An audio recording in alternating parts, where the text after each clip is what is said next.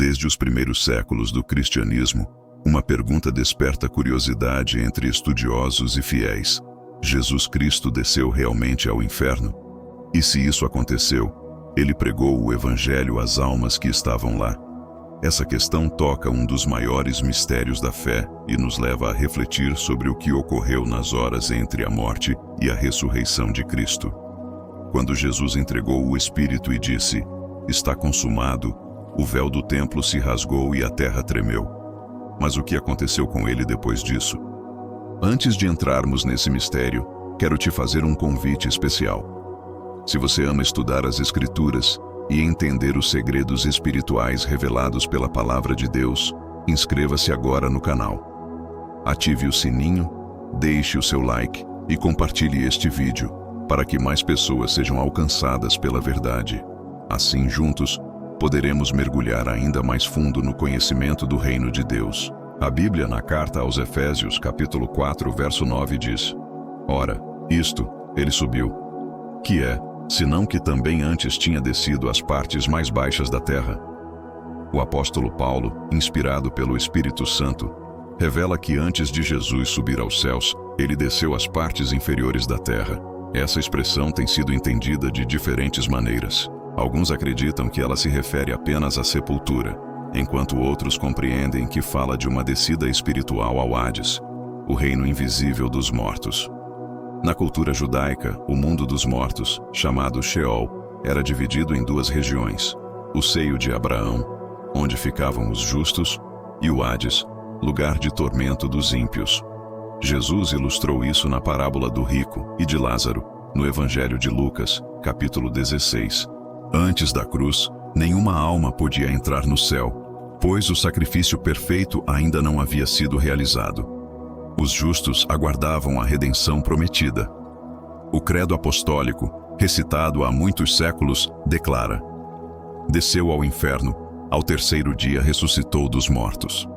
A palavra inferno aqui não significa o lugar de punição eterna, mas o reino dos mortos. Isso indica que, quando Jesus morreu, ele foi até o lugar onde estavam as almas, tanto justas quanto injustas, para proclamar sua vitória. A primeira carta de Pedro, capítulo 3, versos 19 e 20, diz: "No qual também foi, e pregou aos espíritos em prisão, os quais, noutro tempo, foram rebeldes." Essa passagem misteriosa revela que Cristo foi até o mundo espiritual. Mas o que ele pregou? Teria oferecido uma nova chance de salvação? A palavra usada em grego para pregou significa proclamar. Ou seja, ele não pregou para converter, mas para anunciar sua vitória definitiva sobre o pecado, a morte e o inferno. Em Hebreus, capítulo 9, verso 27, está escrito: "Aos homens está ordenado morrerem uma só vez, vindo depois disso o juízo." Isso mostra que Jesus não desceu para evangelizar os mortos, mas para declarar que a redenção havia sido consumada. Ele entrou no domínio da morte para mostrar que nem o inferno podia resistir ao poder do Filho de Deus. Outra passagem, em 1 Pedro, capítulo 4, verso 6, diz: "Para isso mesmo foi o evangelho pregado também aos mortos." Essa pregação não foi uma segunda chance, mas o cumprimento da promessa feita aos justos do Antigo Testamento, homens como Abraão, Moisés, Davi e os profetas, que aguardavam o Messias. Quando Cristo desceu, ele libertou essas almas e as conduziu à presença do Pai. Efésios, capítulo 4, verso 8 diz: "Quando subiu ao alto, levou cativo o cativeiro." Esse texto é entendido como o momento em que Jesus conduziu os justos do seio de Abraão ao paraíso. E foi sobre isso que ele falou ao ladrão arrependido na cruz, em Lucas, capítulo 23, verso 43. "Em verdade te digo que hoje estarás comigo no paraíso." Antes da ressurreição, o paraíso não era o mesmo que o céu onde está o trono de Deus. Era um lugar de descanso dentro do reino dos mortos. Quando Jesus morreu, ele foi para esse lugar de consolo com o ladrão arrependido. E após sua ressurreição e ascensão, o paraíso foi levado para a presença do Pai. No livro do Apocalipse, capítulo 1, verso 18, o próprio Cristo declara: "Eu sou o que vive. Fui morto, mas eis que estou vivo pelos séculos dos séculos, e tenho as chaves da morte e do inferno." Isso prova que ele desceu às profundezas, tomou as chaves da morte e ressurgiu vitorioso. O Salmo 16, verso 10, já havia profetizado: Não deixarás a minha alma no Hades, nem permitirás que o teu santo veja corrupção. Pedro, em Atos, capítulo 2, confirma que essa profecia se cumpriu na ressurreição de Cristo. Ele realmente entrou no reino da morte, mas não permaneceu ali. Durante o silêncio entre a sexta-feira da crucificação e o domingo da ressurreição, o corpo de Jesus estava no túmulo, mas o espírito dele estava em ação. Enquanto o mundo físico chorava, no mundo espiritual, o Filho de Deus vencia as trevas, proclamava sua vitória e libertava os cativos. No terceiro dia, a pedra foi removida e a morte foi derrotada para sempre. Essa descida de Cristo não foi um detalhe simbólico, mas uma parte essencial do plano de salvação. Jesus foi até o mais profundo para mostrar que nenhum poder pode resistir à sua autoridade. Ele foi onde nenhum homem poderia ir, tomou as chaves do inimigo e abriu o caminho da vida eterna.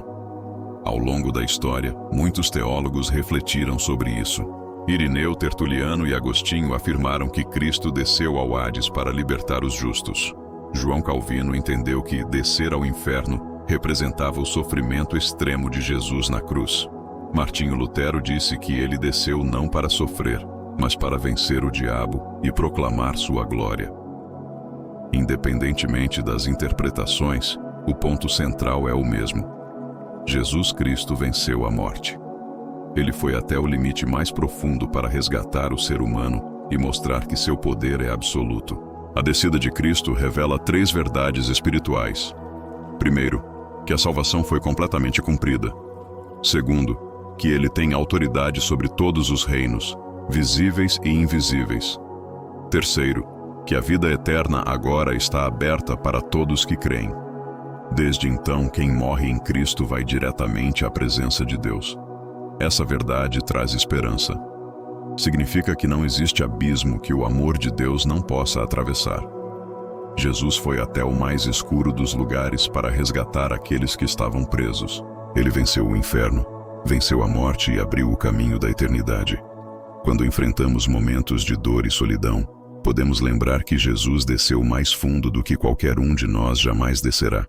Ele conhece a dor humana e pode nos consolar, porque já venceu tudo. Em resumo, as Escrituras mostram que Jesus realmente desceu às partes inferiores da terra, proclamou sua vitória, libertou os justos e tomou as chaves da morte e do inferno. Não foi uma pregação de salvação, mas uma proclamação de triunfo.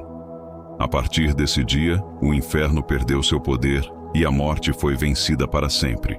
E agora, a reflexão final. Se Jesus foi até o mais profundo para libertar o homem, será que nós temos valorizado o preço desse sacrifício? Você acredita que ele realmente desceu ao inferno? E se desceu, qual você acha que foi o verdadeiro propósito dessa descida? Foi para salvar, para proclamar ou para vencer? Será que compreendemos o tamanho da vitória de Cristo? Entendemos que nenhuma força espiritual pode nos separar de seu amor? E acima de tudo, se ele venceu até o inferno, o que ainda tememos neste mundo? Porque dele, por ele e para ele são todas as coisas. A ele seja a glória para sempre. Amém.